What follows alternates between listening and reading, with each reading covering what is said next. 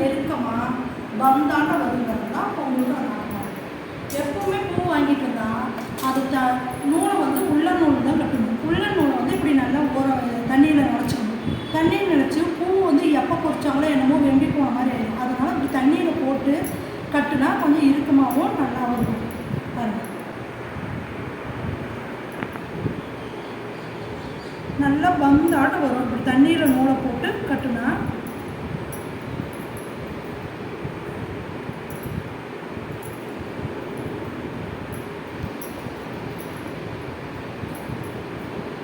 இறுக்கி விட்டோம்னா நல்லா நெருக்கமாக நல்லா வளரும். கட் பண்ணி குண்டு மல்லி இப்போ சொல்லணும். நிறையா பேர்த்துக்கு குண்டு மல்லி கட்ட தெரியாது. கனகாம்பரம்லாம் கட்டலாம், சன்னமல்லி இதெல்லாம் கட்டலாம். ஆனால் வந்து குண்டு மல்லி எப்படி கட்டினாலும் கீழே விழுவுதுமாங்க. இப்படி கட்டி பாருங்கள், உங்களுக்கு கீழே விழுவாது, நல்லா வரும். உள்ள நூலை தண்ணீர் நினச்சிக்குங்க, இப்படியே எடுத்துக்குங்க.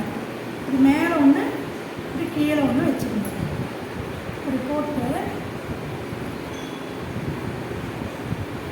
அவ்வளோதான். இப்படி அப்படியே லைட்டாக ஈரமாக இருக்கிறதுனால இப்போ லைட்டாக இறுக்கி விட்டிங்கனாலே முன்னாடி போயிடும், நெருக்கமாகவும் வந்துடும். பூவை எப்பவுமே காம தான் பிடிக்கணும், பூவை தொடவே கூடாது. பூவை தொட்டால் மொக்கு வெடிச்சு போயிடும். அப்போவுமே கட்டுனே பூ பார்க்குறதுக்கு அழகாக இருக்காது. மொக்கு வெடிக்கவே கூடாது, வெடிக்காதே கட்டணும். அப்படி கட்டினா தான் நல்லா பந்து மாதிரி வரும்.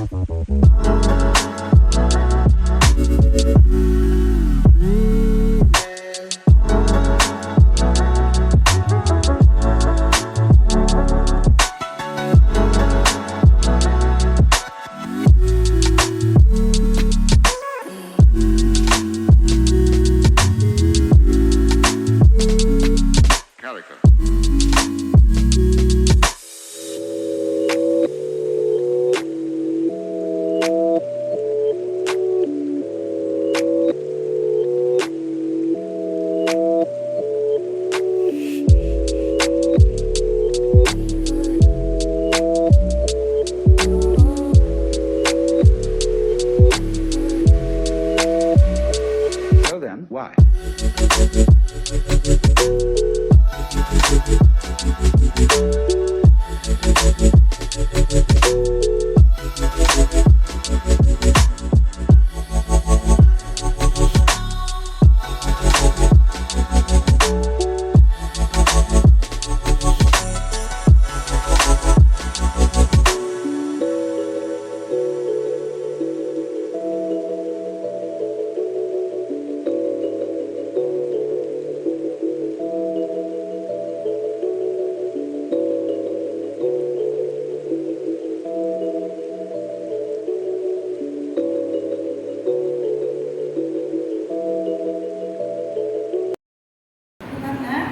பந்து மாதிரி வந்துருக்குது.